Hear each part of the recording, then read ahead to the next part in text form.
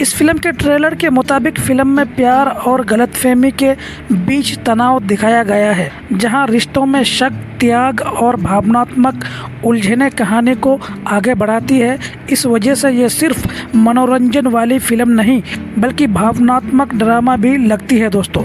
धोखेबाज पिया हमार फिल्म की कहानी एक इमोशनल रोमांटिक ड्रामा लगती है दोस्तों, जिसमें प्यार, शक, इशरिया और परिवार की उलझनें मुख्य धुरी है दोस्तों। फिल्म की शुरुआत एक गांव से दिखाई गई है, जहां हीरो निसार खान का किरदार की शादी की तैयारी चल रही है। उसके परिवार वाले उसकी शादी मीरा यानी श्रुति राव से तय करते हैं और बड़े धूमधाम से विवाह समारोह होता है दोस्तों। शादी के बाद हीरो शहर ले जाता है अपनी पत्नी को और वहां उनका नया जीवन शुरू होता है।